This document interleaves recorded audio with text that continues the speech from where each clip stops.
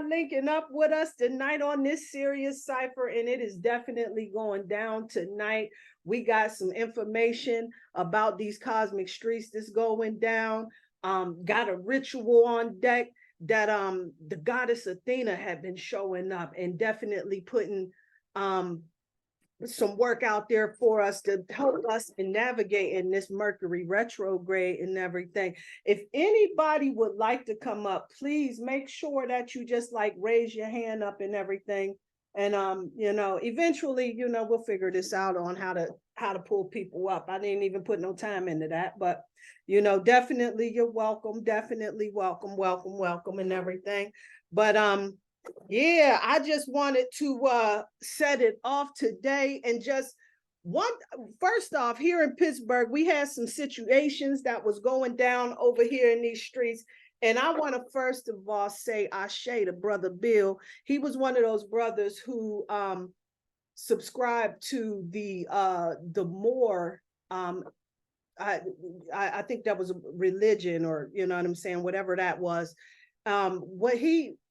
We have a set of people here that when they claim that more status, they also claim sovereignty over their things. And he had a confrontation like a few years back with our police department about his sovereignty status and everything. They left him alone. But this year it turned into an all-out shootout, and it didn't turn out very well. And so Ashe to Brother Bill. And I guess from this point forward, they're going to start taking these cats that are claiming their sovereignty a little bit more seriously moving forward. But I definitely want to say Ashe to that brother, because, he was out there and he was doing this thing, and he was definitely encouraging a lot of people to claim their sovereignty and that right. So Ashe to him. And yeah. So if and then I don't know that shit all like that. So, but that was the best I knew about that. But today I just wanna, before we go ahead, sis, I know you got plenty to share about these cosmic streets. And yeah. So I just want to get in there and set with that numerology and starting off, because we in this 8-month, which is about power, mastery, and abundance, which encourages us to look for opportunities that lead to success. And then with this year, in this particular year, this month of August is a 6th month, which is more about our harmony, family, loved ones, and creating those goals and everything. This is a time that asks us not to BS ourselves, right? And get into a space of acceptance so that our vision is more reality-based and clear, right? So this whole day is just really pointing to 8/24/23 about us really being in that space and being open to receive downloads and inspirations and everything. This is a time that asks us what needs to happen for strong foundations, which is key in achieving our goals. This year of 7, that's 2023, is encouraging us, right, to be open and trust the process. And when we trust where we are, this is when we start really shifting into a whole nother gear. So today in itself is a 3-day, which really asks us to bring ourselves together for creative communication. I'm hearing. Yeah. Being more authentic in our expression, right? And this is definitely a day to do that and everything. So yeah, a lot going on in them cosmic streets. I didn't want to do that. I just felt led to bring that numerology up to date. But sis, let's go ahead, hear what's happening in these cosmic streets, will you please?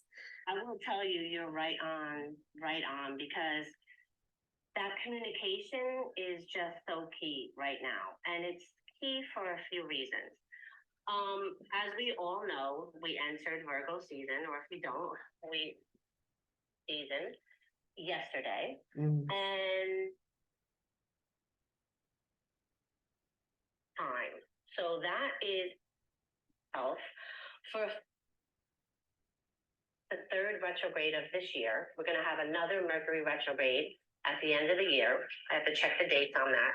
But when any planet is in or goes retrograde in its exalted sign, and what I mean, astrologers, is the home, whatever planet is home to that sign, or vice versa. Now, Mercury rules Virgo. It rules Gemini and both Virgo. So this Mercury retrograde is going to be extra potent because it's in its exalted sign of Virgo.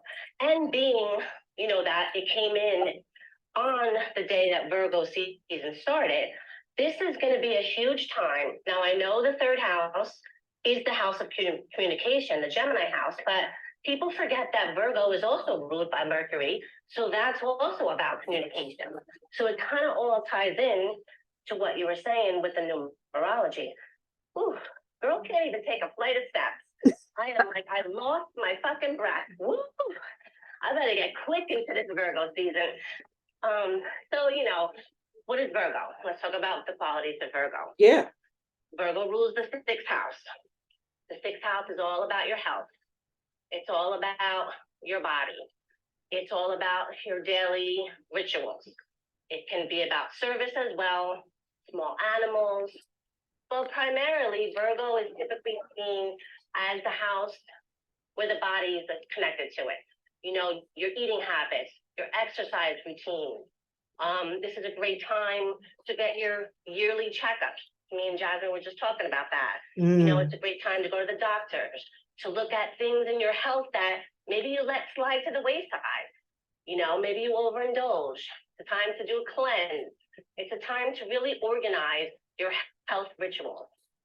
And also the communication aspect of it, like we were talking about with the numbers. It's a time for you to really communicate first and primarily to yourself. Because Virgo, what is Virgo?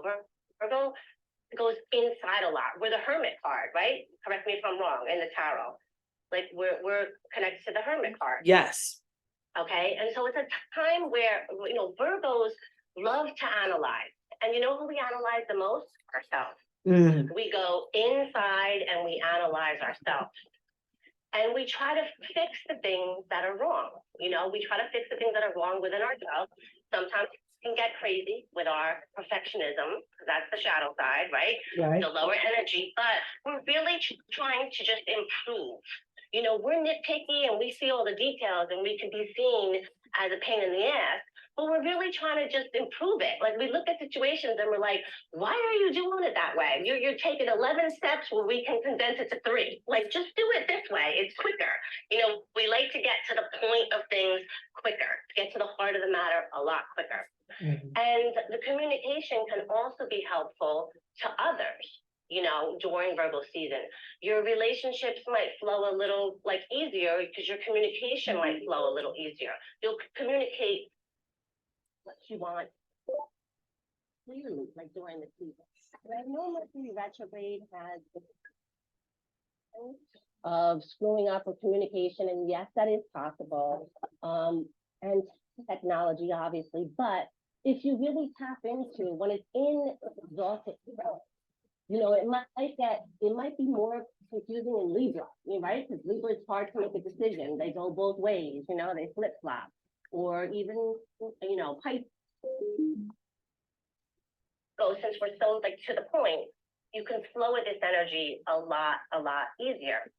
And let me just grab my notes because I have so many notes and I was doing that off the cuff. But as we talked about, yes, Virgo is a tool, and I wanted to introduce something that I forgot all about. It was the chaga mushroom. And I tried this years ago, probably over a decade ago, I read about it. And it was probably in the weirdest place, like Vogue or some type of beauty thing, because when I said, wait, what? It fights free radicals and it helps with aging. Oh, sign me up, okay? I need some of that, right? But when I really started to research it and do it, it popped up in my stream, and I was like, okay, then I guess this is something that I definitely have to talk about. It is, first of all, it's an adaptogenic, right? It helps with our immune system. It's antibacterial, antimicrobial, antioxidant, anti-cancer, anti-tumoral, antiviral, anti-inflammatory. It helps with blood sugar to modulate it. It helps the liver cleanse, the liver tonic. It treats Hep C and HIV. And Oh, I'm sure shit. it can clean your house and pay your bills too. 'cause Right. it's like a friggin' super hit over there. Right. Right? But it's literally this article was calling it the Virgo superpower or super mushroom, because remember, Virgo's an earth sign, and so it grows abundantly, obviously, in the earth mushrooms. And so I just found it to be really fascinating that since we're focusing on our health, this is something that we can incorporate. So I was like searching my cabinets because I was like, I know I had this because I didn't like the taste of it. It has a really, I got it in a tea. You can literally buy it as a bulk and like eat it if you want. I'm thinking that would be kind of harsh, but I got it in a tea. I think Yogi Teas made it. And it was a little earthy. It had a little, funky taste. So I was looking for it. I found my mushroom coffee instead and said, all right, fuck it, I'll just drink this. But it doesn't have the chaga in it. So I went to Amazon and ordered it. You can order it on Amazon, really cheap. And it's just something good to do for your body because we're going to focus, during Virgo season on what good rituals we can do for our body. I mean, so that is definitely something helpful. Yes. So another, for Mercury, this is what I wanted to talk about too, a little ritual that I forgot about that I used to do. Now, okay. Mercury, who is Mercury? Mercury we know is a planet, but in Greek mythology, he was known as the messenger of the gods. Right. So he would send your messages, your requests, whatever you want to call them, to the gods and, be that messenger back and forth. So what the ritual I used to do was the week before when Mercury was in its shadow state, before it went retro, which was last week and the week before, because it's 2 weeks of a shadow period. You write down a list, maybe 10 things of questions you want to ask about whatever sign it's in. I think that would be more effective. So let's just say in Virgo, you want to say, how can I up my physical workouts? Or how can I be more consistent? Or what can I do for my eating habits to make them more healthier? Or how can I organize my house a little bit better? Whatever, things, or how can I be of service? Because another, right, Virgo's of service. How can I be more of service? So you write down 10 questions, fold it up, put it under your pillow, wherever you want to put it. And then during the weeks of Mercury retrograde, the planet is asking us to not be as distracted and social and to stay within, to really just stay at home, be contemplative, do some meditation and wait for these answers because they'll flow a lot quicker, during this time. So I just thought that was a cool ritual. And I just feel like being that it's in its exalted sign of Virgo, the messages might be flying in a lot easier, smoother, and clearer for us at this time. Yeah. Yes. And I don't know if we want to segue into Uranus going retrograde on the 28th, because that's going to be some shit happening right there too in Taurus. Or we want to stop here and get some comments, concerns, because here's what I will say. It's good to look at your Pisces house. And because we have this Pisces full moon coming up on the 30th as well, which is also hanging out with these outer planets. It's hanging out with Neptune. It's hanging out with Saturn. So your moon, what's the moon? The moon is your hidden emotions, right? The moon is some things, maybe sides of you that you don't like to show the public. So when it's hanging out with these outer planets of Neptune and of Saturn, because Saturn is also retro in Pisces right now, right? It's kind of putting this little conflict there, with your emotions, with the stuff that's hidden that you don't want to address, that you don't want to change. And it's bringing up depression in people. It's bringing up anxiety in people. And now, let's add Uranus come into retro on the 28th, I believe. What is that going to do in Taurus? Oh, wow. We already know Uranus likes to blow shit up, right? Uranus likes to come in swiftly with these insights, which could be good, of what needs to be blown up in your life, with what needs to change to get more to your authentic frequency, your higher self, your soul's purpose, all of that connection. But Taurus, what's Taurus? Taurus is a fixed the earth sign that doesn't like change. Taurus likes things to go slow. They like, they like to get all into their senses and good food, and they don't want change. What? This is working for me. This all is working for me the way it's going. And Uranus is coming in and saying, no, not really. This is all surface shit. And Uranus is trying to give us that authentic self-love, Uranus and Taurus. It's trying to show us where your authentic self-love and worth and value can come from, not from this egoic surface shit. And it's hard, to let go of the egoic things that you were used to or you got validation from, to have that blow up and say, no, no, no, we need you to get more deeper with your self-love. So Miss Blue's whole teachings are so coincided here with to practice that self-love ritual, the I love you journal, just all the different modalities that she's taught us over even just the short 2 years that I've been there.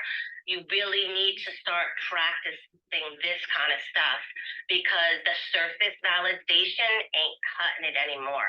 It's just not. And if that's how you've been sliding by and how you validate your self-worth, you're in for serious surprises and serious, because Uranus likes to come in with surprises, blow shit up in a surprising way. Whoa, what the fuck? And it's been there, since May. So we've been feeling this energy. It's been in Taurus since May. So it's only retrograding from, I think it's 23 degrees to 19 degrees, because that's an outer planet. It's not going to retro on a different sign. And it's going to be really interesting. Really interesting. So as long as you're getting your self-value and self-confidence in a positive, I want to say non-surface way, I can't think of the word, then you're going to be okay, because it's going to actually be complementary. Uranus is going to show you more ways to where you can build on this. And that's a micro level, but Uranus and Taurus on a macro level, what are we seeing?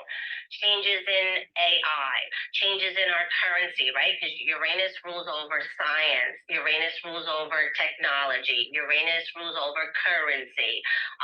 So all of these changes are happening as well that might make people feel uncomfortable, because it's in Taurus. So the way you used to bank might change. The way you used to, whatever, the AI might be a little weird. Me and Princess Jasmine were talking about that a few weeks ago. So yeah, it's just going to create all these changes on a macro level, because it will be here for a while. And Uranus retrograde takes 5 months. So it's going to be in retrograde from the 28th of August till January 28th or 26th of 2024. So we're going to be feeling these changes and this energy on a micro and a macro level for a little while. Wow. Wow. Very, very powerful. And this is going to really hit me in a special way, right? Because I have a Mars in Taurus, There you go. Yeah. And so, I'm a girl that likes her creature comforts. And, I like my weed and I like my wine, and I'm okay with that. And I don't need that to change. So we're going to see what happens. Y'all stay tuned if that changes. I think I'm good, though. I already talked to Spirit. I said, hey, if this is holding me back, take it off of me, because I'm good. Yeah.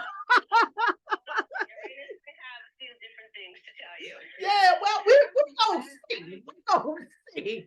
Because Taurus is also values too, right? Values. So we can look at some other shit that I value. We ain't gonna go there. We gonna leave my weed and my wine alone. That's what we do. I like this. I like how she's targeting. I love it. Oh, okay. Gonna leave that alone. That's what we doing. I think I'm gonna deal with something else. But yeah, I said, I know. I'm gonna sit down. I said, Yeah. So all look at our Taurus houses, because that's where Uranus is going to change it up for you. That blows it up for you. We can look at our Pisces house, because that's another energy that we're feeling. And then, like I said, the Virgo house, but just for a short period of time, just for these next couple of weeks for the Mercury and for the Virgo season, where you're going to see these things play out in whatever house you have them in, and especially planets like you, Mars. Yeah. That's a pretty big one. Yeah. It's your action. Absolutely. Absolutely. All right, questions, comments, ladies, everybody, come on. Hey, hey. I was laughing. Oh, Mercury in Virgo, right? Good. I'm on the editing side, so that Virgo is making me so good. I'm finding like a comma out of place, and I'm finding a quotation out of place. But it's Mercury, so the computer's not working. I'm like, okay. Oh my God, when you talk to Mercury and clear the energy, like talk to what's his name, Metatron. Talk to Metatron. Yeah, that's some strong energy. Yes, Lord. He's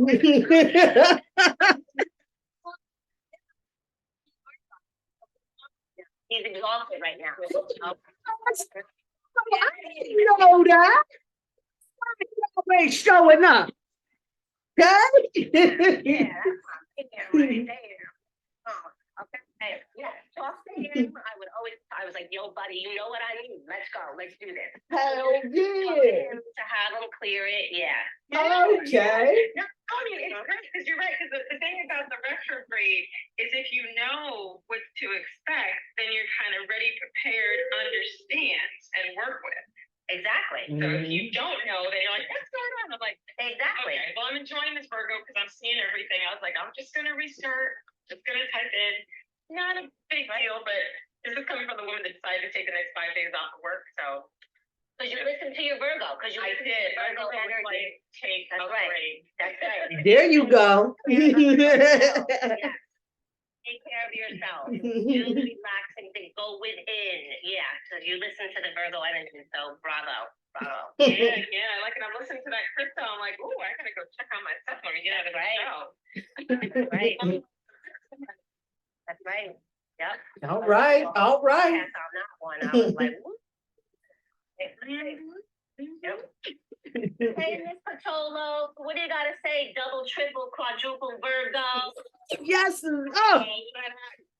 What I got to say is today is my birthday, and I'm celebrating with y'all. Communicating over here. Ah.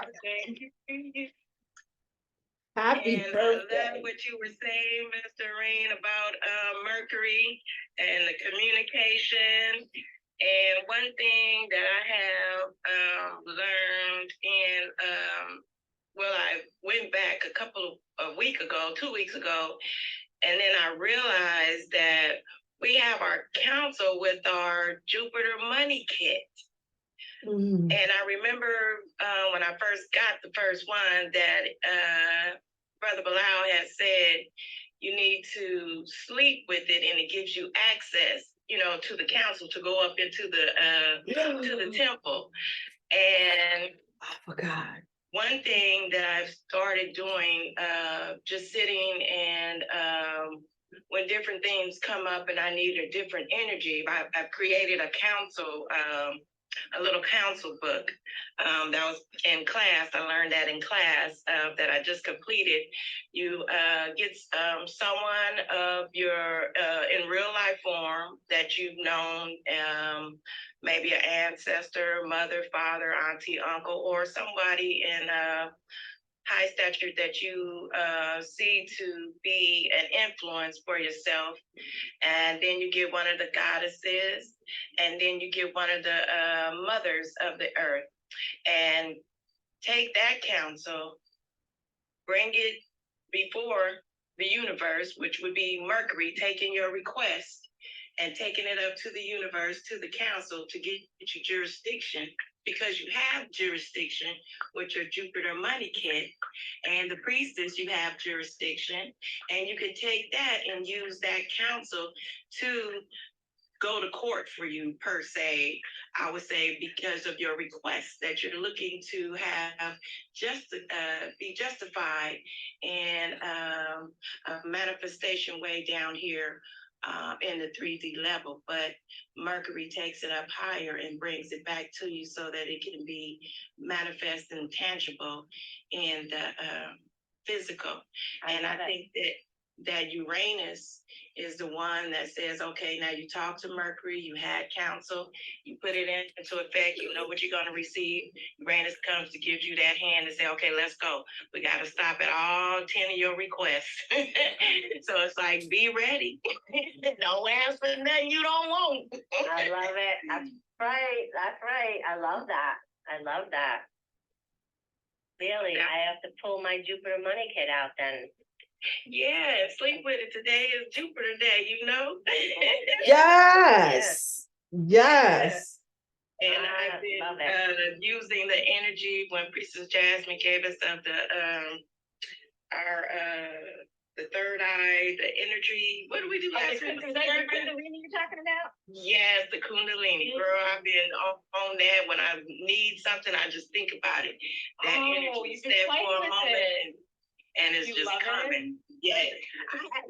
I literally have to calm myself down and go to sleep. It'd be like 12 o'clock. Oh, man. You know, I want to call this because you guys asked about a stone. The Shiva Linga is the Kundalini stone. Mm. So definitely be working with that. So everyone that was here last week, my apologies.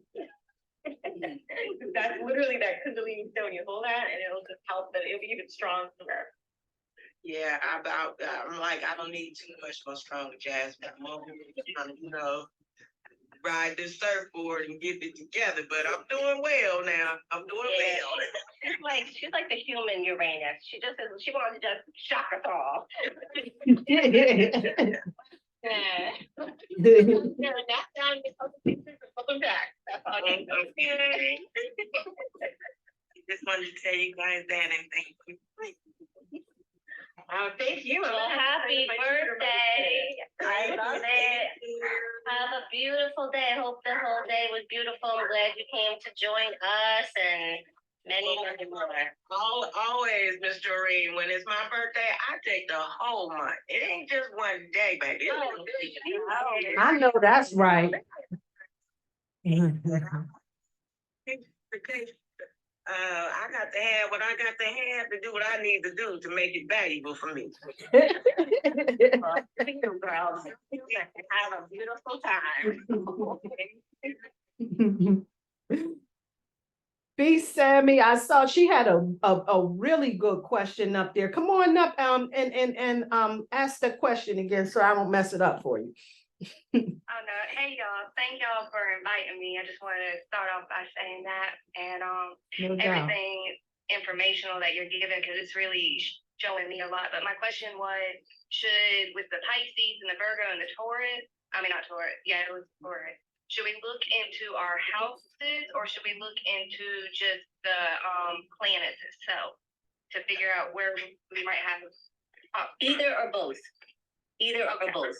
Because the house is going to show you what area of your life that this is going to affect. And then obviously the planet, whatever planet is in there, will show you the qualities of the planet, like the action, like if it's Mars or Venus, like your relationships, your love, you know, so it's just either and both, actually. You could do all of it. Yeah. Okay, yeah, I'm still getting into the astrology stuff, so I definitely appreciate it. I just got to do a little bit more research. So I'll definitely look into those because I have my little app and I've been trying to figure out more about myself so that I can understand more, so that I can go within more, you know, be able to do what y'all do in a sense and what Miss Blue does. Yeah. No doubt, no doubt. See, yeah, the way that I do it too is I like to look at where the house is at. So like where we got this Mercury retrograde at, I'm gonna look at my the house where Mercury rules at, and see where that's located at. And for me, I have Mercury, the house that Mercury rules is my first house and my 10th house. Okay. And then also where where Mercury is at on my chart. So where Mercury is located at planet wise, you know, I have mine like in Mercury is in Leo for me, you know. Surprise. But Mercury is in Leo for me. So I get all of that information and gather it up together, and it gives me a better picture of how that energy is going to affect me throughout on all levels. So yeah, definitely. If you have your birth time. Yeah. And if you, yeah. We have Mr. Polo, we have Jasmine, we have Nicole, we have a lot of the astrology students here. So, Absolutely. yeah, we can all look at it. If you guys are down for it. Yeah, I'm good for it. I appreciate it. I'll be most gratitude for that. Thank you. Put your info in the chat. Tell us your date of birth, your time of birth, and place of birth for us. And where you live right now, too, so we can see the transit as well. All right, I'm gonna do that right now. Thank y'all. Okay.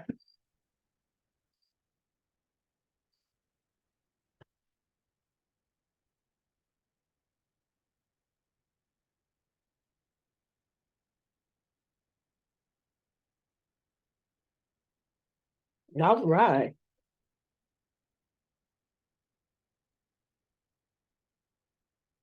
Okay.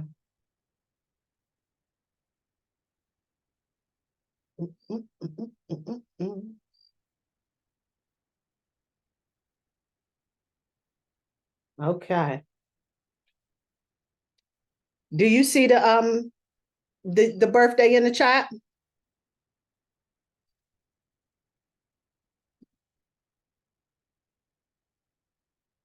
Okay, Yeah, cool. Got got it. it. Okay, Mhm. cool. All You right. need it? No, I can see it here. I just wanted to make sure you guys seen it. I didn't want to like blurt it out because I'm recording this. Okay, yeah, All right. I got you. Good. All right.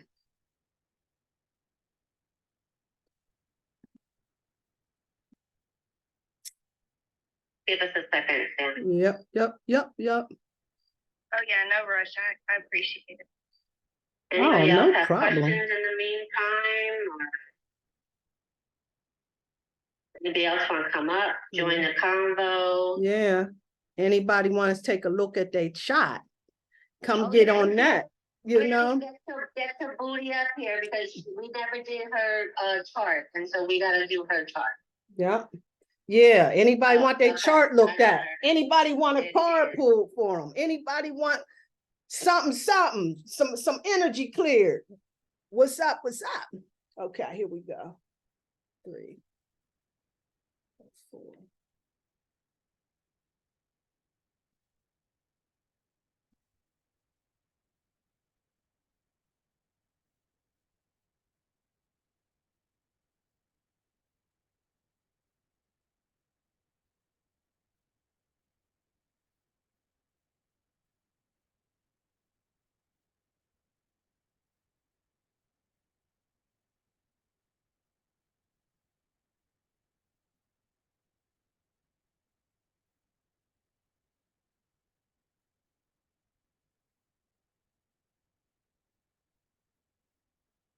Okay.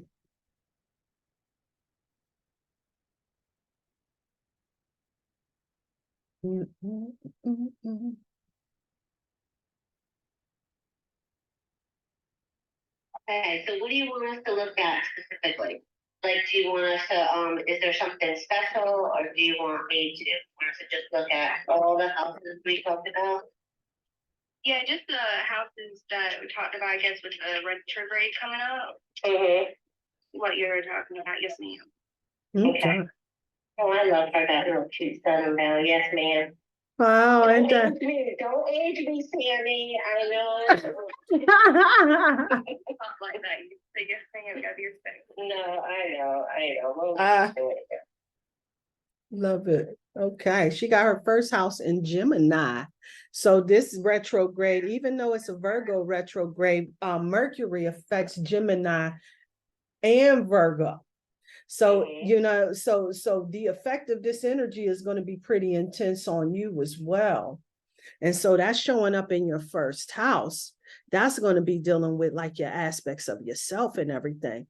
And so with that, you know, with this whole Mercury retrograde, this is really going to be a really good time for you. You know what? Let me tell you something that's really funny. I was listening to this lady named Mel Robbins the other night, And she was talking about like this conversation that we have with ourselves and everything. And sometimes we get into these spaces where we kind of like overthink things that we should be doing and whatnot.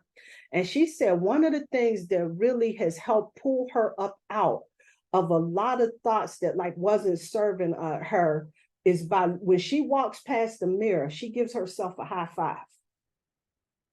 And that right there, I got to tell you something. It does shift the energy. I tried that shit today, and it absolutely does shift the energy. And that goes to talk about, like, you know, the conversations that you have with yourself, right? That kind of shifts like the vibration on the conversation that goes on in your mind and everything. And so that first house, it being there in Gemini like that right there, you know, with this whole Mercury retrograde and everything, that's one of the things you really want to be mindful of. And I know we talk about like the miscommunication with everybody else and the technology and all of that, but when that Mercury transit shows up on that first house, that's one of those things that I like to really check in with, is what conversations we having with ourselves, because a lot of times those are the conversations that put us in spaces that's going to move us forward or hold us back. You understand? So yeah, go ahead. Yeah. Can I jump in? Or? Please jump in. Please jump in. Okay, so really also, you know, your fourth house is your Virgo house, right? And so your fourth house is all about how you feel grounded, how you feel like it's your foundational house. It's what holds your whole wheel up, right? It's the house of mother. It's the house of your nuclear family. It's actually even can designate like what kind of home you will have in the future. It's traditionally ruled by Cancer. This is Cancer's house. So it is attached to the mothering energy of how you go back to like nurturing and security. So with Mercury being there, you know, there might be some like contemplation or introspection on like what makes you feel grounded, what makes you feel rooted. You know, what maybe there's some type of changes happening in where you live or how you feel grounded. And then what I really noticed too is Taurus. Taurus is in your 12th house. Okay, you have Uranus that's going to be there in Taurus, I believe, until 2020 something. And so your whole spirituality and the way you deal with maybe you know, one foot in this dimension, one foot in the other, right? Because the 12th house is technically ruled by Pisces, which can cause confusion. So being that Taurus is there, you probably feel more grounded, like that's a very fixed earth sign, Taurus, right? So you might have these changes in your spirituality by Uranus in a more grounding way. It might not come in as a more shocking way, you know? It might come in more slowly because, you know, it's in that Taurus energy. But I can see a lot of transformation happening for you in your spirituality. And then the other thing we were talking about was Pisces. Now Pisces rules your 10th house, and that's your house of career. That's where you're most public to the world. So and you also have your South Node there. So, you know, there's going to be that, you know, Neptune has been there since 2011. Neptune has been in Pisces since 2011. I was just telling Jasmine, sorry. I didn't even realize that. And I was researching it today, and my father died in 2011. And that's when my whole spirituality kick-started, only because I was trying to communicate with him. Because I was raised Catholic, but I was like, no, I don't believe this stuff. There's something more. Let me find it out. And it just kick-started. And Miss Blue, she started the remix around 2010, right? Correct me if I'm wrong. But she said 13, 14 years. So, of course, she felt the energy first with that Aries move. And so it's like everybody was waking up since 2011. Neptune is in its exalted sign of Pisces since 2011. This is why we have this spiritual awakening happening on the macro and micro level. So for you being in your 10th house, I don't know, maybe your career is going to have to do something with spirituality, maybe, quality, or there has been confusion about where you should go with your career because of that Pisces being kind of confused, having rose-colored glasses on, not seeing shit clearly. So that's what I think. Yeah, no, everything y'all said has definitely hit home because like the first time I even spoke to Miss Blue is about my negative mind. And back in January, and ever since then, I will say that I don't have it as much, but since I've had this, I've been feeling the shadow period, it has been kind of slowly slipping back in, but I've been trying to ground myself more so I don't be like that to myself anymore. And I have been kind of in the kind of bouncing around for what I want to do as career wise, because I'm really in the medical field. I have certain certifications for different stuff, but I really want to go on the holistic side. And so I'm kind of just figuring out that right now and trying to figure out my best path that's gonna what I'm here for and go on that journey. I love it. That's gangster. That's an alignment. Yeah. You're right on track. You are in alignment with your energy. Absolutely. You are absolutely in alignment. Yeah. And let me tell you something about your emotions. Your moon is conjunct with Saturn. Mm. Okay. So that's why your emotions have been afflicting you as well in Aries. Mm. So you gotta not be impulsive, right? Because moon in Aries, hello girlfriend. I'm with you. So we gotta watch our impulsivity, we gotta watch our anger, we gotta watch us like jumping off like, the cliff too soon. Like Absolutely. Like we just have to watch that and just keep it in balance. And with Saturn there conjoined, there's like this restriction that you probably put on yourself. Like this, like you just said, you beat yourself up. When you get in your head and when you start thinking, oh, I shouldn't have did this, I shouldn't have reacted that way. That's that Saturn influence. So what I would tell you is please be gentle on yourself. Absolutely. Please just take deep breaths, journal a lot, get all that emotion out in paper, punch a pillow, do anything like that. And then do loving things for yourself. Absolutely. Absolutely. Absolutely. Like, just like do all these loving things for yourself. Absolutely. Because, yeah, that's definitely, I could see that whole thing going. Nobody's perfect. Not at all. And I'm seeing this, because see, this fourth house with Virgo being there, right? See, this is, what I'm saying, heavy communication energy. And this is all about you being in tune with your emotions as well, right? Because Virgo, even though it's about, it rules the planet of communication, right? The internal story that goes on within you, right? With that Virgo energy and that moon being, holding that Saturnian energy like that can definitely put you in a space where you're allowing yourself to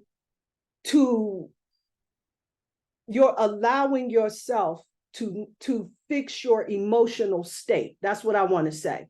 So you can do that either way you want to, but see that Saturn energy has this ability to kind of lower the frequency on the emotional process, right?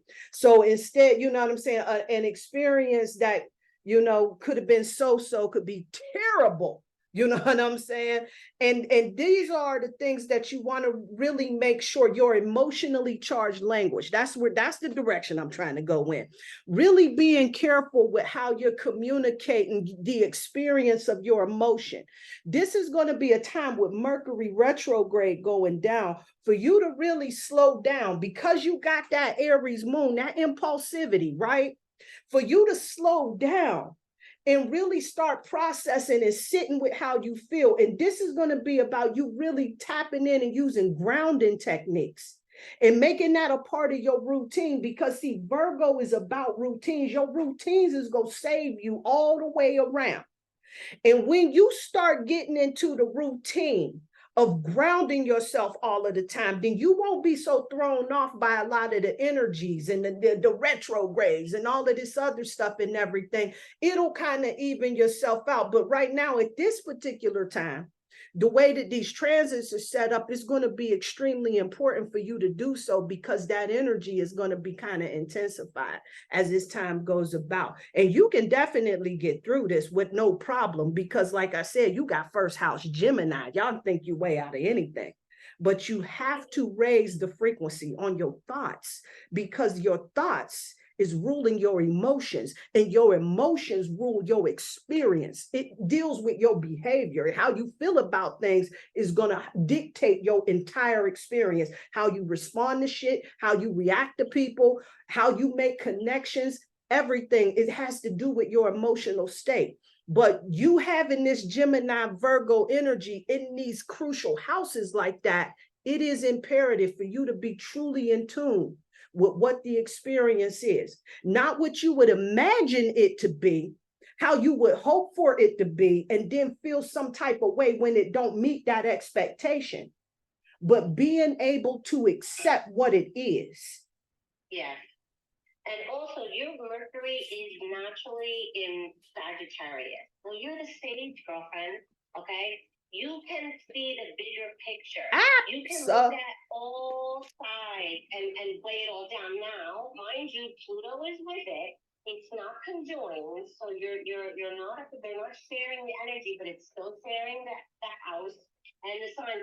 So Pluto might like to shake things up a little bit, right? Because Pluto kills off shit that's not working. Thinking, that's ideology, that's not working for us anymore, being that it's in Sagittarius, with the Mercury. So Mercury is how you think, the thoughts, how you communicate, what your belief systems are. So Mercury probably has Pluto has probably shaken up your belief systems over the years, and probably will constantly do that because they share the same house. But being that it's in that Sag energy, you're the stage. Absolutely. Higher perspective. Absolutely. Maybe what you believed or what was indoctrinating you through childhood is not how you feel anymore. And it's not where you want to go, or what society forces down your throat. It's not really what you want to do anymore. So, Ms. Patolo, jump in, because I'm sorry. I know you tried to jump in. Let me shut up. Please. Shut up now. Let's get it, y'all. I was just going to speak to what you were saying about the Sagittarius. I was going to ask her, how does she do grounding? What are your exercises that you do to ground yourself, to get out of your emotion? I've been trying to do a lot of breathing work, and I've realized that helps me a lot, and trying to pull through my root chakra. Like I've been using a lot of her techniques. I've been doing the H2O a whole lot. So what do you do manually to get out of your emotions besides just mentally? What do you do with your hands? Because you're the fire. You got to be going around and igniting something. Are you right? I haven't been as I used to. I started crocheting for a while. That's powerful. But no, I even had that burst of energy today to go get it and do it. Just to get off my phone, just kind of get away from every minute. That's why I see Mercury speaking to you in your Sagittarius area, that fire, because you need to get that communication out that you got built up in you, so that you can get that balance and that grounding. And like Doreen was saying, you that sage, and that's what sages do. Absolutely. They write it down, they bring it forth. Absolutely. And you got a lot of air in your ninth house. So once you and your seventh house is where your Sagittarius is. It's about relationships, communicating different things, and coming to grips and letting some things go. That's what Mercury's saying. Hey, you done wrote all these down. You see what is good, what's not good, and then you got to weed it out. Time to pull up the weeds, burn up the old grass, maintain it with the air and the water to make sure it don't get out of control. And just maybe you got to find some manual things that you can do with your hands to ground yourself. And honestly, with the last thing, because I have a Capricorn sun, please stop being so critical of yourself. Please stop beating the shit out of yourself. Please stop thinking you're perfect. please stop thinking that there's only one way to do it. Right. Sometimes Capricorn can get that tunnel vision of like, no, it's gotta be this way. And like, if I don't do it this way, because it worked maybe in the past, then they start beating themselves up. Like, so please, just love yourself. Be gentle. You're a baby. Like and like you're 25 years old, right? Come on, I wish I knew this kid at 25. I wish I met Miss Blue at 25. Like, you are capable of doing beautiful things, and really, especially with the work you were saying, that's moving to more holistic. This is what Pluto in Aquarius is asking for you for the next 20 years. Pluto will be in Aquarius. It's meant to change up the healthcare system. All these things, so you're right on track, girlfriend. Right on. You know what's gonna stop you? You. Like, you are your word. You work for me. Yeah. Yeah. Absolutely. Absolutely. Absolutely. And just love on yourself. Take your time, because you're building your constitution. That's what Pluto comes to give you the access to build your own constitution, where you can govern what is best for you, where you can stay in the highest vibrations to keep yourself internally going so that you can give better service externally. Absolutely. Get you a daily ritual, like Priestess Shakesha was saying. She passed by the mirror and she waved at herself. "What's up, girl? You looking good today. Hey. Good job on that. You got up and you did this and that." So get you some of them and put them in place for you. On Absolutely. Your phone, in your room, in your kitchen, wherever you feel that you need, that can help boost you up when you wake up, before you go to sleep, or in between the day, or if you need it every hour, however it might be. Absolutely. But you got to find you a way to get that's in your mind, to get it out, get it on paper. And when you get that communication out on paper, whether it's writing, whether it's texting, those are the words that come into manifestation internally first to go externally. But you got, like Doreen is saying, you got a beautiful chart here. It's just you gotta maintain, and we saying you gotta maintain, you gotta do this. We still doing it our own self. If we For real. we wouldn't even be here on the earth. For real. Absolutely. Absolutely. Everybody, whatever Absolutely. you need, Absolutely. For real. Absolutely. are able to be at an advantage with the information that you're learning, to be able to excel and to bring others with you also. Right. That's right. Absolutely. Right. Absolutely. Yeah, Absolutely. that's part of your Sagittarius, going and learning the philosophies and being able to adapt them to yourself, that you can grow internally to shine in your aura, be 60 miles long, Right. because you're going in and you're searching that information. When you're getting that information and you're searching and you're looking at it and it's coming internally, it just can't be a mental thing. You got to get it out through your hands and ignite it. Absolutely. And even talk it out. It just ignited that fire, that spark, that you need to continue to go through the rest of your houses, because you're a public, your chart is a public thing. So when you go through different things, it's gonna be a public thing. It's not gonna be a private. It is private, but it's also a public thing. Absolutely. Right.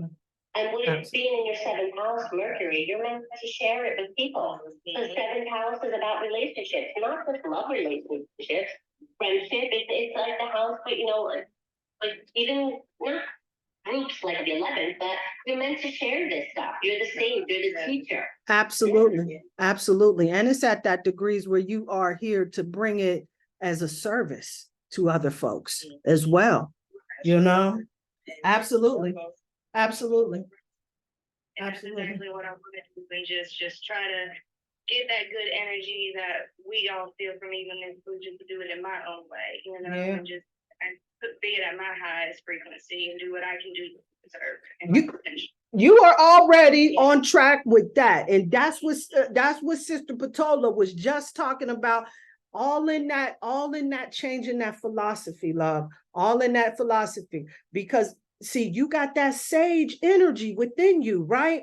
And this is what you came here to transform. This is the service you came here for. So when you start raising the frequency on that energy, it's going to change the game. Right now, you got it. It's at a Capricorn degree. Capricorn degree can also see all of the limitations with that. When you raise the frequency on that, you turn that into the thing that you use for your creativity, for your ambition. This will be a part of your major life lesson. You understand? When you start raising the frequency up on your philosophy on how things go, instead of I'm expecting it to turn out wrong, I can't trust them, folks ain't loyal at the end of the day. Raising the frequency on it is that as your policy, I'm gonna see what the universe got for me. I'm gonna let the universe surprise me. What if I did do this? What if this did happen? You know what I'm saying? And really being more in a different frequency of it, because that's what's going to shift it all the way around for you. Because this is the work you came here to do, is shift that philosophy so that you can get out here and be of service. And you are so in alignment with that 10th house in Pisces, man. So in alignment. Can I chime in a little bit? Oh, please chime.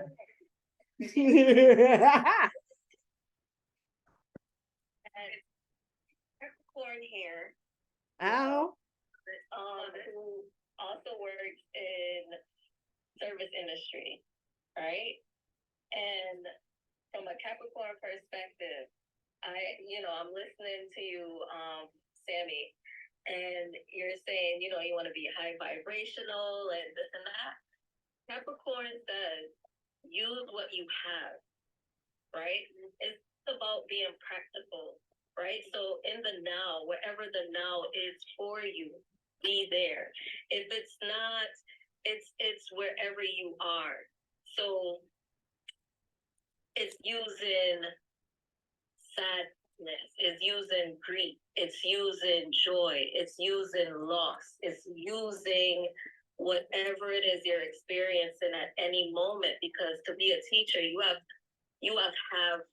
got to, I don't even know if this will sound right that way. To be a teacher, you have to have experienced something, and life is just that. Like, you think about, sometimes when you think about your end game and what you want your life to look like, you get caught up in the perfection of that. You get caught up in the picture of that. And you forget that you are still on your path there. And this is very much filled with distractions, detours, and, take a little side trip. But the whole, I would say the whole point of it, a little bit, is to be where you are, to stay present, and to be honest with yourself where you are. And that's just it. Because you're going to move through anything. You don't stay happy all the time. You don't stay positive all the time. No. We're always moving through these different emotions and these different areas in life. So you can use what you have if you stay present with it and question yourself. And that could be something that you philosophize about. You know what I mean? Yeah. To stay more present, because I know, we're supposed to feel how we feel and just figure out why we feel that way. And that's only to really, overcome the triggers we may have or anything that we hold inside. So I've been trying to hone in on that and, like how you say, philosophize it, I guess, but sometimes I need to go too much. And like you guys, I need to go and just write it down, and that's how I need to get it out. Well, and I will tell you the reason that you do that is because your Venus is in Aquarius, okay? And so Aquarians, they analyze their emotions. Okay, no, they don't analyze their emotions like Virgos do. They don't like to feel the emotions, because what is the Aquarian's job? To better humanity. So they can't get deep into the emotions, because then it'll set them off course. Right. To the betterment of humanity. Absolutely. Right? So, and that's where the Capricorn beating yourself up. That way, or or reacted that, and so like it's kind of all synergistically happening. But again, like Bridget was saying, yes, you need to feel that. And you're not going to be happy all the time. But it's the length of time that we go into depression, or we beat ourselves up, or we fall off the spiritual wagon, however you want to say it. It's the length of time. So you just you don't use all these tools that Miss Blue is giving you, and wherever other spiritual teachers or your own life lessons, and you use them to pick yourself back up a little quicker. Not that you're never going to feel pissed off or sad or whatever. You don't stay there and focus in it like really long, So and that'll change with time. And if it happens where you do get into those moments, let that go too. Go with that and say, all right, I need it. I needed to be there for a week or hold that grudge for a month or whatever the case may be. Don't judge that as well. You know what I mean? Yeah, I'm trying not to be so judgmental of myself. Yeah. I've always had that problem, but I will say I've done a lot of growth. I just have more to do. Yeah. And we all do. Like Ms. Patolo said, we are a work in progress to the day we take our last breath. No one is perfect. We will be ever growing, ever changing, and ever working on ourselves. And that's just the fact. Is her true zodiac a Virgo? Oh, I didn't even do that. Who did it? Who did it? I thought it was Aquarius, but I did the wrong. Oh, it's Virgo? Well, there you go. Then now we understand more. Yeah. Now we understand the criticism and the perfectionism even more. Yeah. And we're both Virgos, so that's why we're saying that. Me and Ms. Patolo. Yeah. So your true zodiac is Virgo. So yeah, you gotta really watch that. No one's perfect. No one. And you know what? You're perfect with all your imperfections. How about that? You're right. You're perfect with all your flaws. That's what the Virgo's lessons are. Didn't have flaws, we wouldn't be who we are today. That's right. And like Bridget was saying, your flaws, your experiences make you a better teacher, because then you can guide people through the same situations that they might be encountering that are similar to yours. Oh, you know what? Well, when this happened to me, I did this, and this to get out of it. So, we need those situations, especially if we want to share stuff and help people grow spiritually. That might not be pleasant while we're going through, but that's the best way to teach it, I felt it. This worked for me. This is what happened. I didn't read it in a book. I actually lived it, and used this modality, and it helped. So. I love it. Thank y'all so much. Y'all really just resonated with me so well. I just teaching me my true zodiac, seeing where I need to do and get more involved with my hands, everything. I just greatly, so much gratitude to y'all. Oh, you're very welcome. Very welcome. All right, Bridget, you want to do yours now? Yes, please. All right, put it in the chat. You want to put it in the chat? Did you see my message to you? Oh no! Wait, did you send me a message? Wait, where? Nobody needs to see these numbers. Like, Oh, happy girl. Come on, I'm gonna be 56 in a few days. Okay, so yeah, stop. Age ain't nothing but a number, right? Which is as young as we feel. I didn't see your message. Where did you send it? in your don't see your message. No. Oh, it's in the little arrow. No, I didn't get it. Okay, Mercury's fucking with us. look at the clubhouse. Look in your clubhouse messages. Yeah, they didn't come through. All right, let me put it in the. So how's Miss Patolo? She thinks she's gonna get it. She's gonna back channel all of us. Hold up. Reporting, we don't care how old you are. Okay, I'm gonna put it in the chat. Hey. all right. Be brave, girl. You look good. Stop. Oh, please, right. I was about to say, right. Ain't old at all. Yes. Now? Yes. So time of birth, where you were born, obviously date, and then where you live now. Yeah, so we can do the transit. Okay.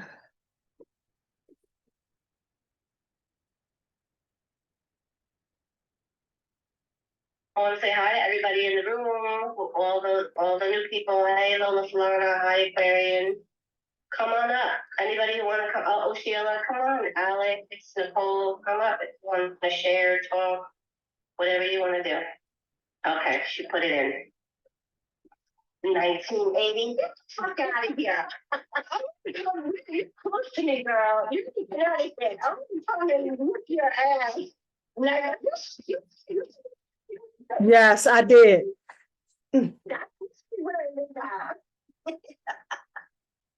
Oh, Lordy. I was a little thick. Or a bad dick. I was like, stop it. Yeah, 1980. Right. Oh, wow. Miss Patola said her little sister. Okay. Yeah, same day, 77. That's cute. Not Miss Patolo, I'm sorry. Oh, Sheila. Cool. Yeah, we're good people. I hope your sister's good people to you.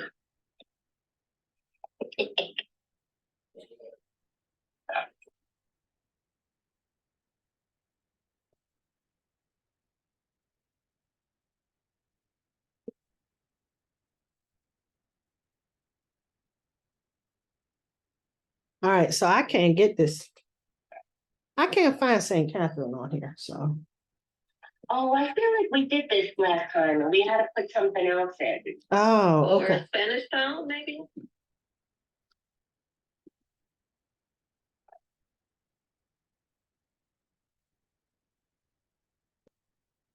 Or maybe if to spell it out, Keisha, spell it out. Like the same. Maybe so.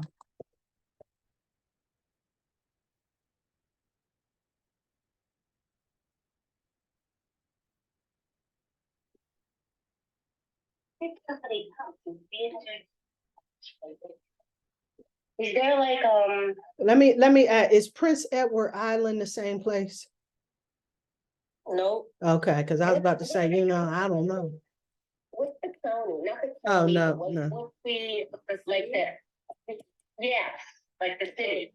So the city would be Spanish Town. It would be Spanish. Okay. Yeah, so you were right, Shakesha. Yeah. Yeah, there it is. Spanish Town. Ah, okay, hold on.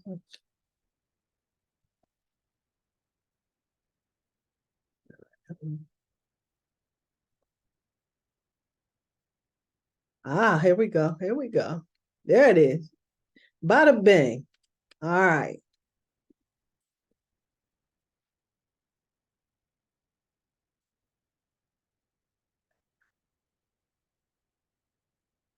Okay, okay. All right. So, yeah, you got House of Virgo in your fifth house. Yeah. Yeah. Wait, did Yeah. I do it wrong? Huh? I got her as the second house. Do you? Did I do it wrong? Wait, January 27th, 1980. No, December. December. Oh, there you go. Yeah. Okay. Okay. That's all good. Sorry. We in the house. Okay. And your native moon is there too as well. Yeah.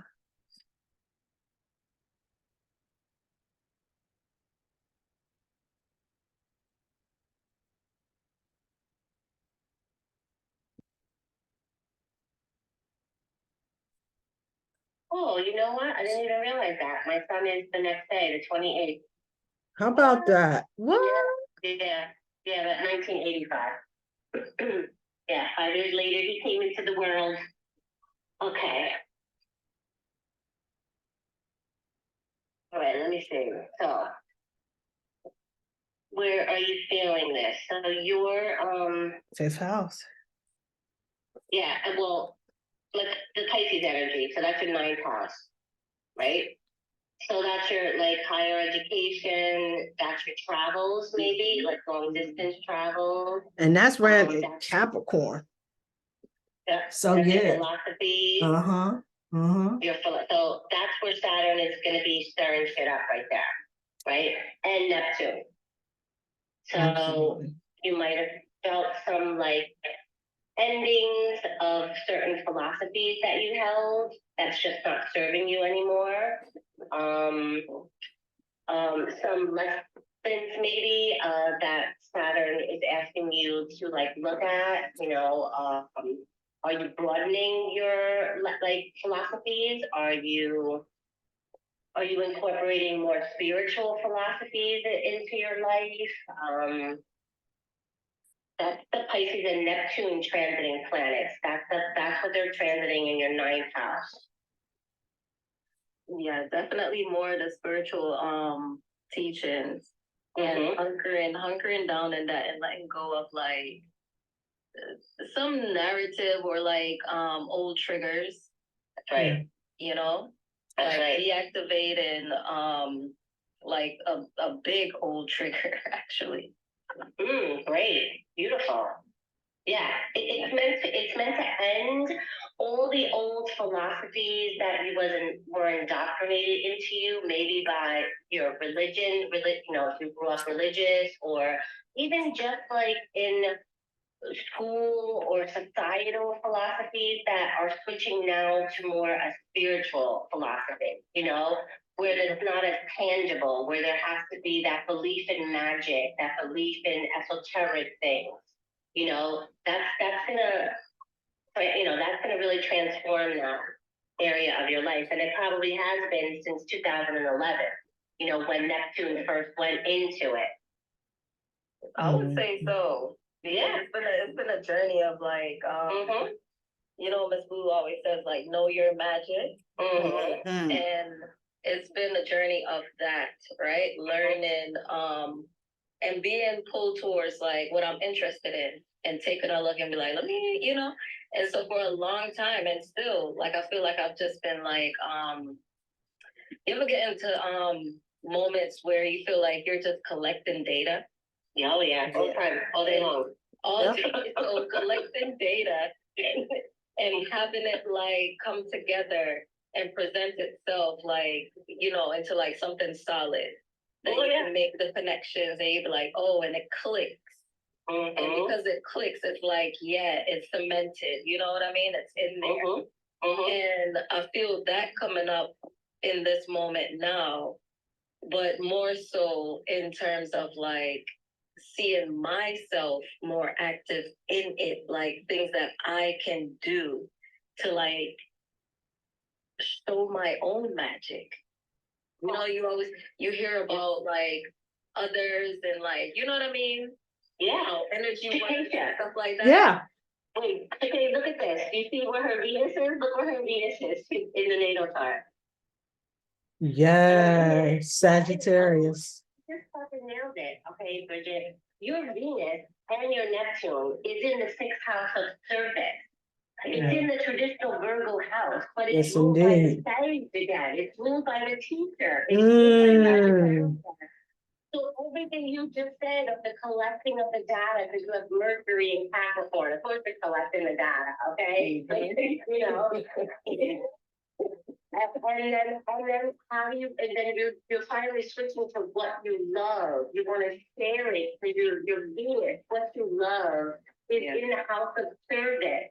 It's in the house of spreading it as a teacher, being ruled by Sagittarius. So you're right on top too, girl. You're Absolutely. as well. Absolutely. Yeah. I mean, it's been and in groups.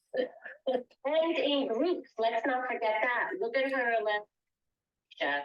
She's got Uranus. That's where Uranus is. Your Taurus house is the 11th house, which is the house of Uranus is going to come in and give you these quick insights of how you can value other people, yourself, your self-love in a group setting. And then use that sage, that Mercury and sage mentality to share it with the world. And you'll love doing it, having the Venus in the 6th house. So, yeah. Almost synergistic. I feel the group setting is not my forte. Well, I would not claim that. I'll not claim that. That's why Uranus is there. Yeah, it's been my best challenge. Yeah. Well, you know why? You know why? Yeah. You have Chiron there. You have your wounded healer there. That's why. You have Chiron as the wounded healer. Of course you fear food. Of course that's your little, that's your little stab. That's it. Yeah. That's And it. that was a big trigger for me, right? Uh-huh. That was one of the things that got triggered for me. And I was just like, I'm gonna just back away. Like, yeah, I'm gonna just pull away from this group that I've been hanging with, you know? Uh-huh. He's all back. And they were just like, hey, no, what's going on? Like, Right. you know, they were looking for me, but I had a falling out, like a little tiff with one of the members that I was closer with. And they were just like, well, all you gotta do is just, okay, now you know how she is, like, you know, treat her accordingly. And, you know, we still want to see you, so we still all hang out. Like, you know, they made it like no big deal. But stop valuing your self-worth on what other people think of you. Yeah. Okay, stop it. Because that's what the Chiron is doing. All right? Yeah. Okay, stop it. Because you know what? You can't control that shit. You cannot control how other people think or feel about you. And you're gonna have haters. That's just what it is. Right. You know, we're all gonna have haters. So like, it's just, you're not alone in that. And so you need to really turn that Chiron into a superpower and say, fuck the haters, fuck what you all think. This is my truth. This is my worth. This is how I value myself. Take it or leave it. This is who I am. Oof.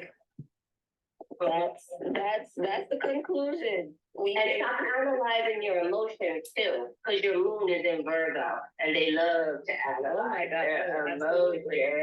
Yeah, so you can never act like that. Oh my God, they're gonna judge me. Oh my God, they're all gonna hate me. It's like the movie Harry. Oh my gosh. And that's been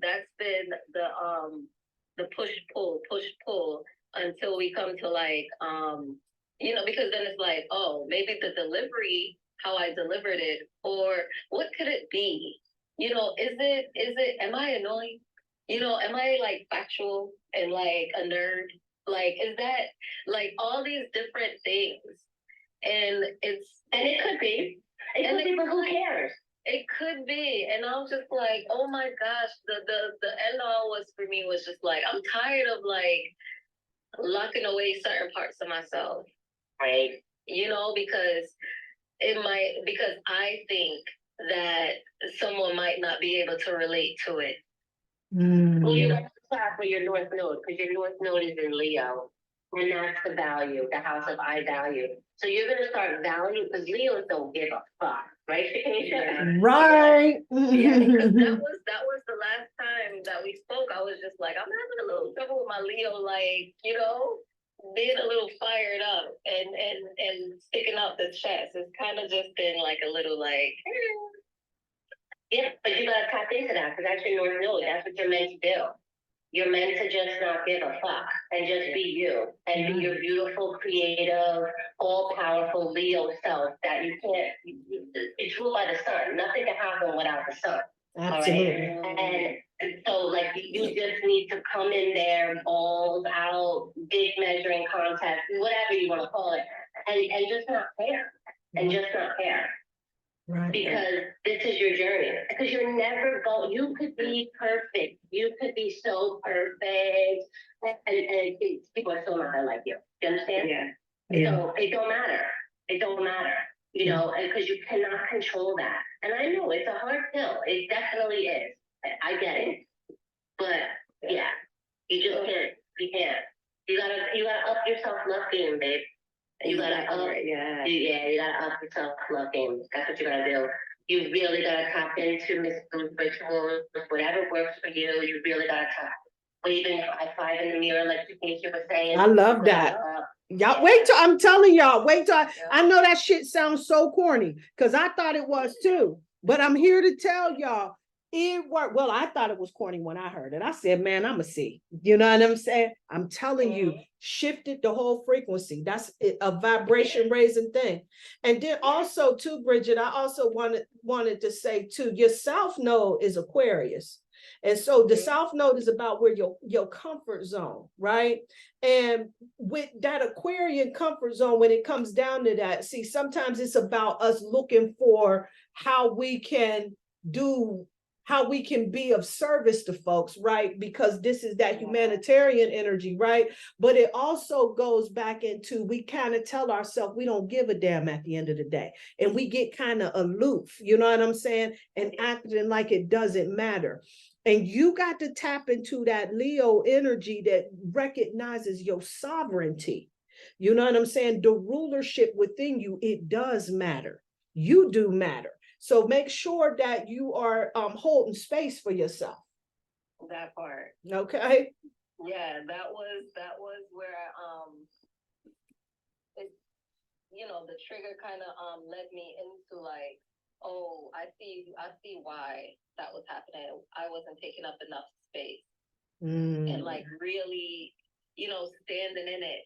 You know, I kind of just been like adjusting and wavering and just, you know, and I was just like, yeah, I need to start venerating myself. Like being of service to others, you give so much, you know? And I started to think like, I need to give that to me too. Yeah. Because it's like I want to get to a certain place in my life where I'm just like, all right, certain things I want to accomplish, I would like to, and just like have that like done and done, you know, rather than still on the checklist looming over me in a way. Like I just want to be able to like get over that. Absolutely. And I realized like I haven't really been like giving myself the attention, the self-love that I need to be able to like own it on more levels than where I own it now. Absolutely. Absolutely. It's in your divine blueprint to look out for you, to be a little selfish. I know, because it's going to feel like selfishness. You know? You know why she's not selfish though? She's not. You know why she finds a hard time being selfish? Because look at her fourth house. Look at how she feels rooted and grounded. She's in Libra. They can't make a decision. They see both sides. They flip flop back and forth. Okay. And not to mention, she has Pluto, she has Saturn, and she has Jupiter in there together. She actually has Saturn and Jupiter at the exact same degree, 9 degrees. So they are conjoined to the utmost right there. So you have this constant restriction and but that expansion of how you feel grounded and rooted. It's seesaw. It's almost like bipolarness in a way. Like it's Libra seeing the like not being able to, how do I feel grounded? What makes me feel like rooted? Like it's that back and forth with that Libra energy, because you want justice in it. You want to have the fairness in it, the equality in it. But with Pluto being there, it's constantly rocking the fucking boat on you. Like it's constantly rocking the waters of how you feel rooted, grounded, self-love, self-esteem, because that could also be tied into the fourth house, you know, second house. But if we don't get that nurturing and we don't get that self-confidence in our nuclear, in our like mothering place, we constantly are searching for that. You understand what I'm saying? Yeah. So, and with these placements, I know you had some rocky stuff happening right there. I know you had some restriction happening right there. Yeah. And I know that you probably spent a lot of your early days saying, this shit ain't fair. This shit just is not fair. Exactly. What the fuck is going on? This shit's not fair.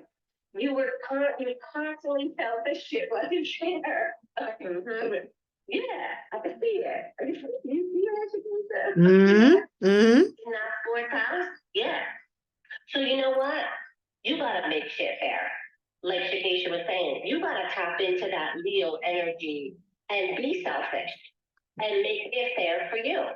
Right. With some guidelines, you know what I'm saying? Right. But the Libra will do it because you got that Libra so strong there. You know what I'm saying? So you will do it, and the Capricorn as well. Absolutely. And then, what's your true zodiac? Do you even know that? I don't know. Oh. Well, let's see what that is.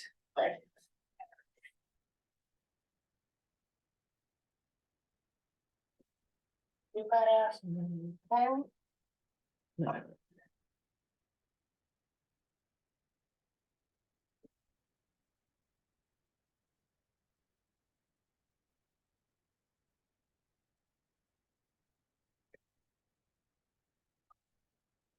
Pisces.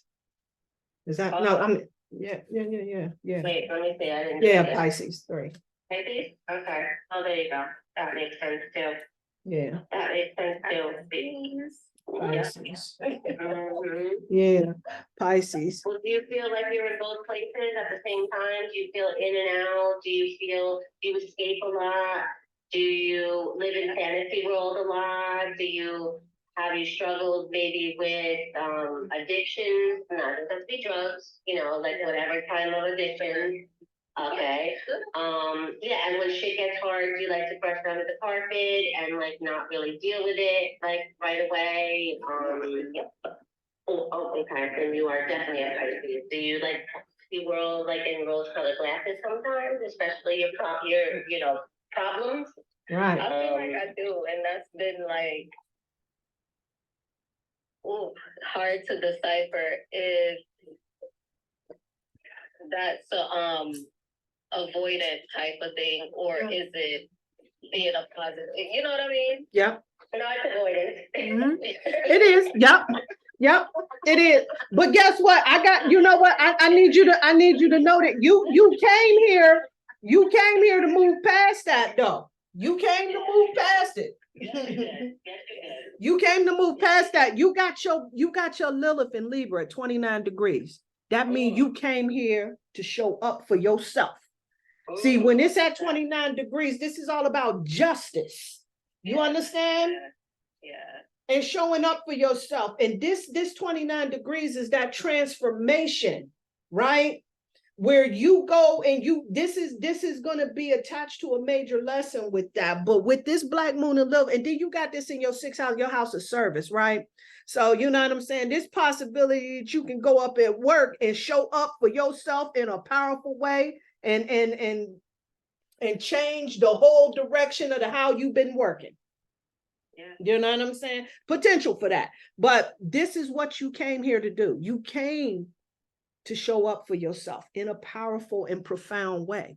So this is definitely, and this is why that node is in Leo, because this is about you recognizing your sovereignty and showing up for yourself. Exactly. So let's get it. Yep. Absolutely. Yeah. You need to know that you're a beautiful, strong, magical, teaching being. Okay? Absolutely. You really need to believe that. Absolutely. I don't care what kind of shit was unfair when you were growing up. I don't care who thought this about you or that about you. You are perfection just because you are. That's it. End of story. And you don't, and that's it. And we all are. We all are. Mm-hmm. And we have to start believing that, myself included. Trust me. So I understand the Piscean energy. I got 3 planets, my sun in the 12th house. I understand all that shit. That's why I can speak to it real clearly. I understand the self-critic. I understand all of that. So the bottom line is that we came here, like I always say, to up our game, to teach these teachings, to hold the light for everybody else. Mm-hmm. And so we're going to complete the mission. I have no doubt. I have no doubt. No doubt. Yeah. No doubt. Thank y'all for that, because Yeah. it's figuring out, like, when you know there's a blockage or like there's something in the way, stopping you from getting over, getting under, getting through. And you try, like, I've been trying like different things to see like what is this thing?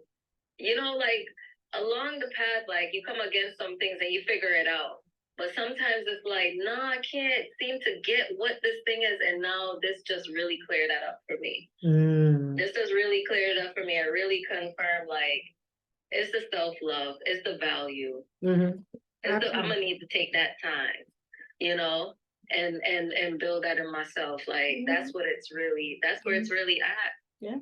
And so I'm just like, all right, I'm on that mission. But for me to say that mission is easy, that shit is not easy. But we must do it. Right.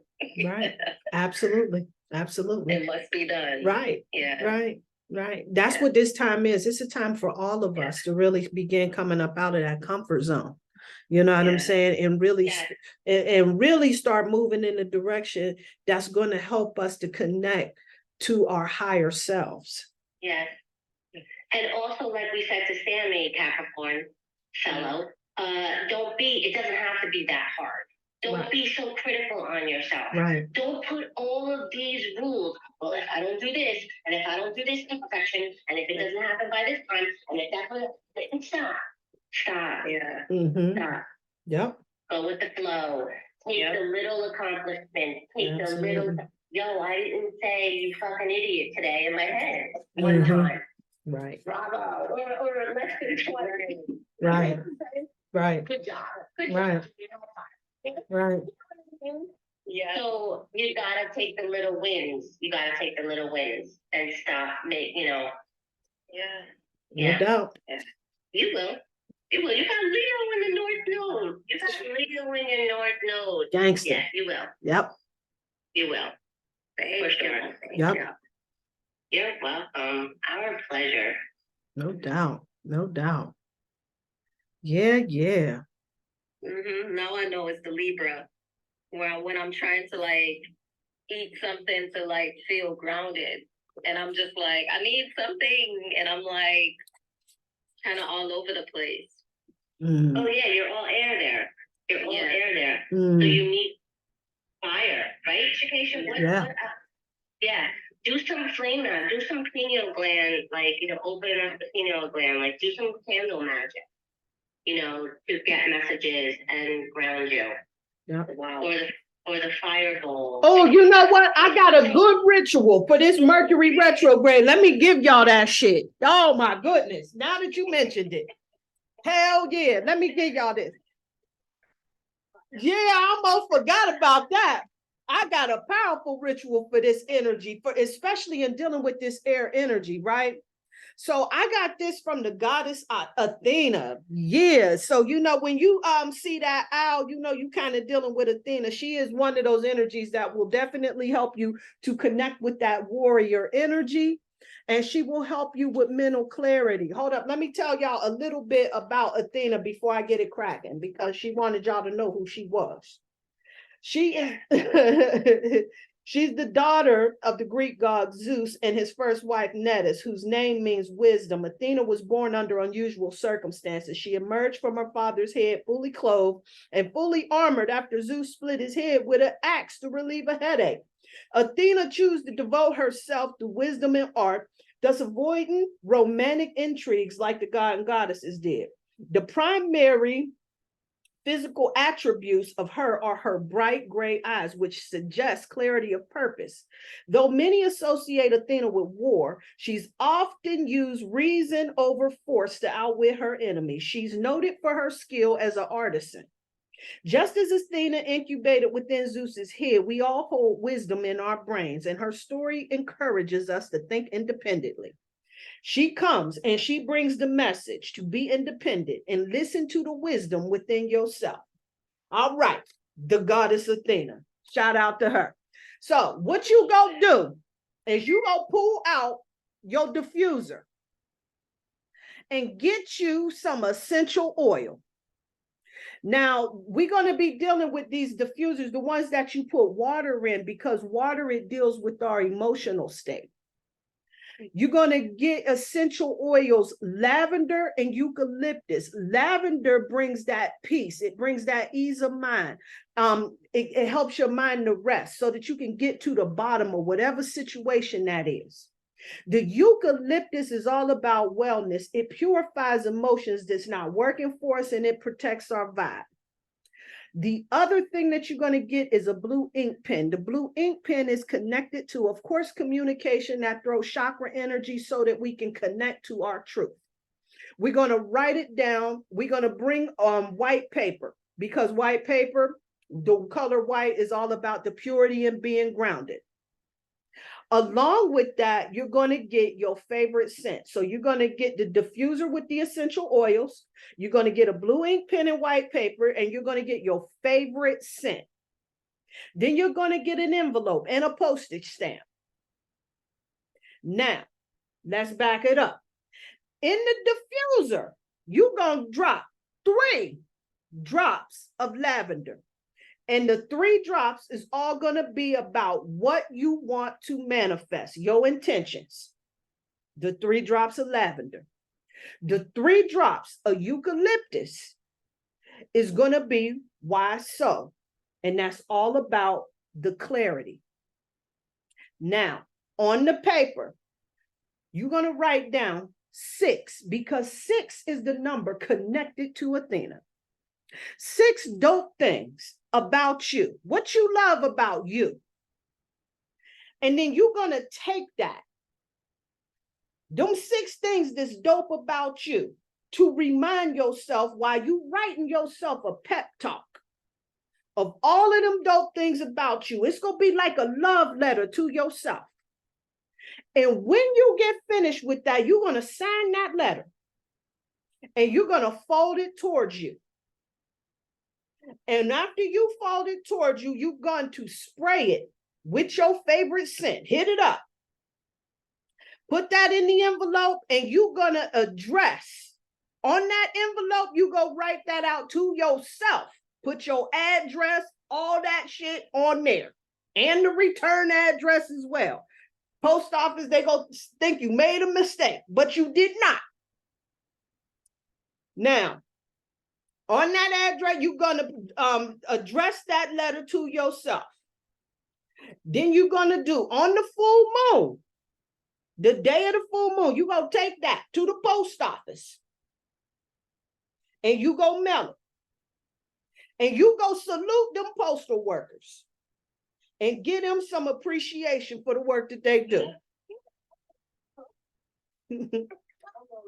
I don't know why. Hey. And when you receive this letter, because it's going to be in retrograde, this is a letter that's going to empower you so that you can remind yourself of who you are. And you go keep it on your altar, and you go keep it during your retrograde as long as you need it, and you go pull that out. Now, here's the other thing that came through, is that you hold that into the full Virgo moon, because you keep that on your altar and you let that remind you of who you are. And that way you can always recalibrate yourself to the highest vibration of you. But yes, salute the postal workers. I thought to myself, now what the hell? But here's what I'm telling you. There is power in these rituals. See, that's the thing that we don't recognize, is that, see, skipping steps and rituals really does diminish its power. And sometimes we think that some of these rituals, they seem a little bit outlandish, but it's all about getting the subconscious mind in alignment. So these rituals, these steps that you go through, these are all to assist you in getting yourself completely in alignment. And when you do these special outlandish rituals and everything, this is what is that? Almost like one of the rites of passage, you know what I'm saying? But what it really, at the end of the day, like I said, it just helps in getting the subconscious mind to align up with whatever your intention is. And it allows spirit to really work with you, because it shows that you're committed to doing the work. So I love it. There you guys are. This is why I love it, because honestly, Taurus, but this, Uranus and Taurus for 5 months retrograde about the self-love, about self-value. And then it going all the way, you keep that on your altar till the full moon in Virgo, which is in Pisces season in March. So you're going to navigate all through that energy of Uranus trying to show you and teach you how to up that self-love game. It's beautiful. It's perfect. Absolutely. Right on time. Absolutely. Absolutely. Yeah. So, yes, ma'am. Do we open it when the letter comes, or we save it to open it when the verbal approval? When you get that letter, you open it because you need that to remind you, and you're going to use that as your reminder. You keep it on your altar. So before meditation, whenever it is that you need that extra boost, I like to, you know what I'm saying? I pull mine out every day. You know what I'm saying? So that I can remind myself who I am, you know? I think I'm gonna do that and give myself a high five. But when after I read that shit, hey, hey, I'm holding one hand. Hey, all I do up top, Cash, up top. But you know what I'm saying? And go on and do that and raise the frequency of that. But what that, you know what I'm saying? This is going to be that extra boost so that you can really get yourself in the frequency, in the vibration of your greatest version. Absolutely, of the greatest version of you. And these is your words. So that's what's going to put the power in all of this. And you reading it and you speaking it out and you dealing with it like you do. This is what's going to help you to really allow that to resonate within your being so that you can really embody this.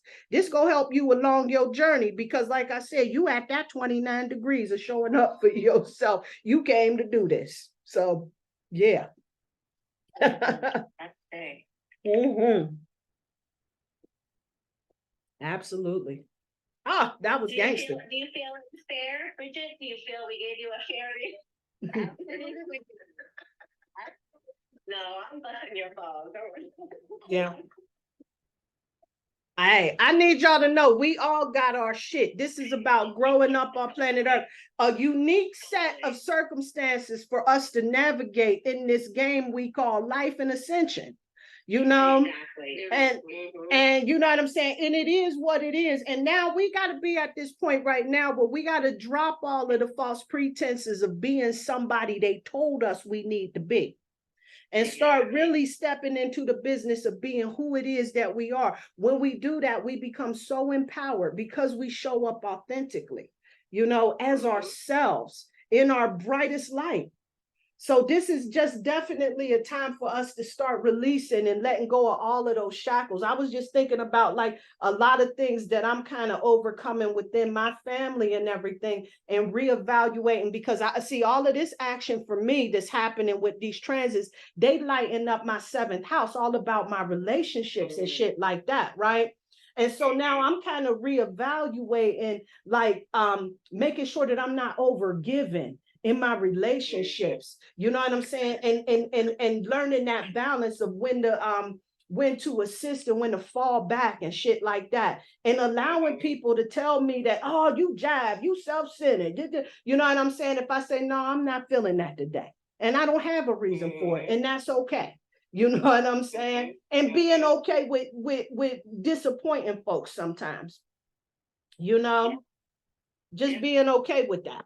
You know, because see, at the end of the day, if you're doing it and you're begrudged and all of that, it lowers your frequency to a point to where it makes it difficult for you to manifest anything that you're trying to get.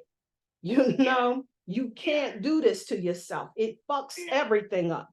Yeah, healthy boundaries. Absolutely. Boundaries. Absolutely. Absolutely. That don't mean the hell with everybody do you, but it do mean it do mean, you know, that level of discernment of being able to pick you know what, I will drop that off to you, but I ain't about to be carting you all over this damn city. You know what I'm saying? I will drop you off over there, but I am not running all over the place or whatever in the hell it is. You can visit for a couple of days, but you can't stay here. You know? Yeah. 100%. Right. Right. Absolutely. Absolutely. So you know what I'm saying? Just, you know what I'm saying? Those little things. Those is, you know what I'm saying, giving y'all some examples of how I gotta throw the boundaries down and shit. But you know, it looks different, but it's same energy. Same, you know what I'm saying? Just expressed differently. Listen, we all have challenges. We definitely all have stronger like positions in our chart and then things, and I don't even want to call them challenges. I call them places that our higher self chose to grow in. You know, there's no coincidence that your higher self designed this blueprint with certain squares or certain malevolent planets or benevolent planets. I've been learning all about that. Like in certain areas of your houses. Absolutely. You know, and we don't have to look at it as a negative. We have to just look at it as this is what our soul needed to grow, to like evolve, to like move up the ladder, you know, of soul growth, whatever you want to call it. Absolutely. And it's a beautiful thing. It doesn't have to, I guess it could be challenging. I'm not saying that it's not difficult and it don't suck. Like I get it. But at the same time, if we don't work on it this lifetime, guess what? We're coming back to do it again. You know, like, so let's just do it. Let's do it and get it over with. Like, it's some masterclass. We signed up for graduate school with this incarnation. That's what I want to say. Yeah, we absolutely, Sure. absolutely. All these energies. Yeah. Absolutely. All this stuff going on. Absolutely. Absolutely. Yeah. Yep. Absolutely. Because we have to hold the light. That's the thing. We have to help it. We have to help hold the light that Earth can ascend. Absolutely. So, yeah. Yep. Oh wow, man, we've been up and at it almost. We are an hour and 45 minutes. We around the corner from 2 whopping hours, y'all. So I don't know. I'm gonna wrap this up and let anybody got anything they want us to deal with before I call it the cipher. Yeah. Yes, ma'am. I've been listening the whole time, and I just want to say I'm truly grateful for, you know, the breakdowns of the alignment. I'm definitely gonna look at my chart a little bit more. Because you said Uranus is in retrograde, and I got so many Aquarius placements. But I definitely incorporated that high five. That's why I had to come and just tell you, like, it's gonna be my new reset button. Okay. And high five. Okay. Okay. Love it. High five myself before I unmuted myself, and I'm like, yes. Yeah. That's the new.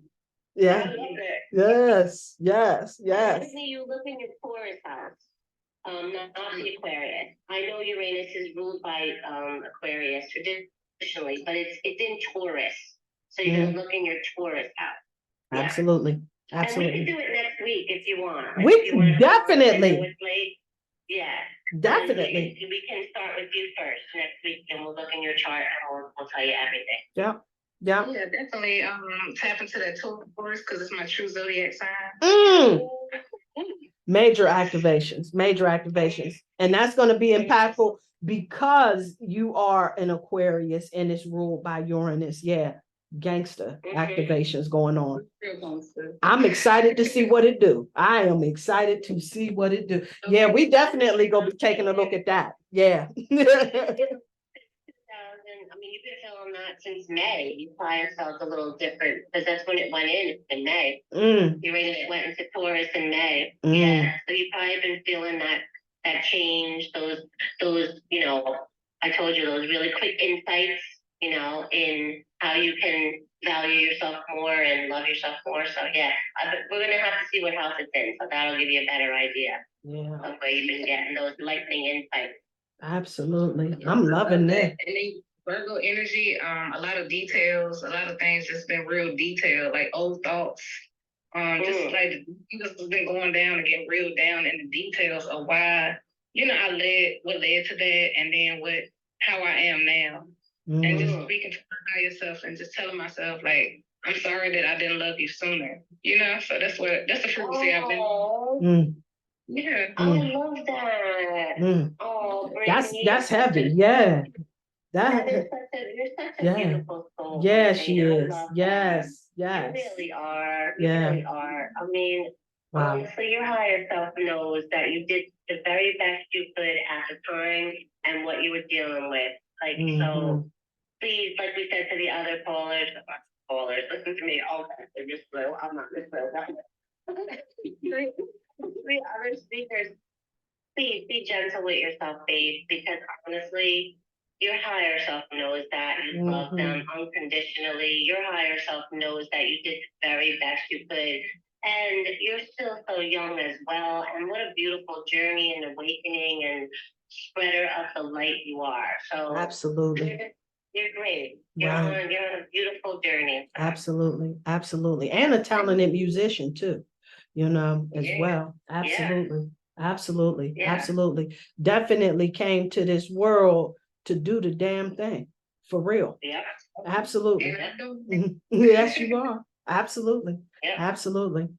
And yeah, I'm excited to see all of the things that this transit, but I'm already seeing that because see, you already started having these conversations about consistency. And that's truly in alignment with this Virgo energy. If don't nobody take nothing else away from what I said, your routines will save you during this whole particular time right here. So if we find ourselves, whatever it is that speaks to us, and be consistent with that, this is what's going to, that's what's going to be next level. Your routine, as far as whatever your morning routine is, if you need to get up and meditate, stretch, exercise, eating right, you know what I'm saying, whatever that looks like, making it a daily practice to check in and call folks, however that goes, you know, making sure you check in your bank accounts to make sure your money is right. You know, and also the spiritual routine. Absolutely. Incorporate a spiritual routine, whether it's 5 minutes, whatever it is, if it's H2O magic, whatever it is. You know, you need to incorporate that on a daily basis. Right, because right, that's going to really right, hold down and really sinker in on that good self-love. Absolutely. You know, when we connect to our higher self in those spiritual routines and remember who the hell we are, we're the powerful, magical, perfect beings. There's no stopping us. There's no stopping us. Yeah, a frog just jumped through, I saw. Yeah, so he came through, right, clear the clutter up. So that's the other thing too with Virgo energy, you know what I'm saying? That frog whole Virgo energy, all about making sure that we clearing out our clutter and getting ourselves organized during this time. That was for me, so whatever. Anyway, I'm gonna clear it up. I'm trying, I'm working this out. I got a system here.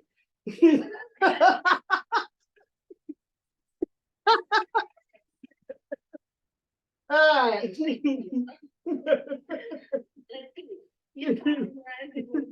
Whatever. Right. Right. You can kiss my ass. I'll clean it tomorrow. Yeah,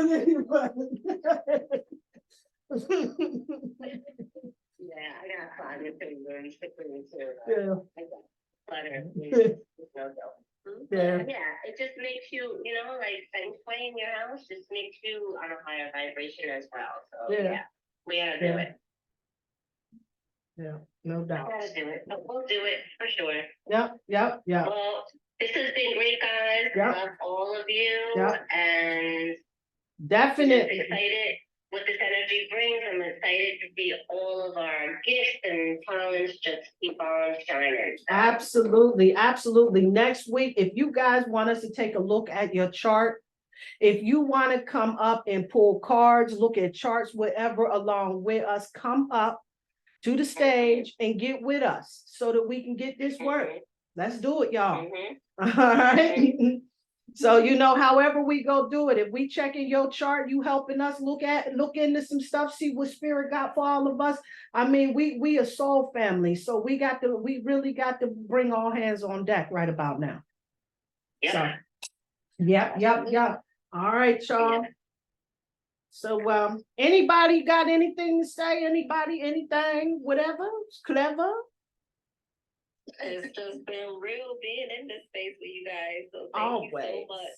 Always. Yes. Thank you guys so much for coming and holding space with us, man. You know what I'm saying? The love is real. I feel it and I appreciate that, you know? And for letting us read your charts. And like, yes. That's an intimate thing and vulnerable thing and scary. And thank you for letting us sign some illumination and because that's what we want to do. Help navigate these crazy energies, right? Absolutely. Thank you for trusting us. Yes, absolutely. Absolutely. Yeah. But I'm gonna call it right there because we almost at the 2-hour mark, y'all. I love you all. Thank you so much for coming through, shining that light. and everything. And if you got time, definitely stop through next week. We doing the same thing, you know, but a different way. Peace and light, y'all. Peace and love. Everybody. Peace.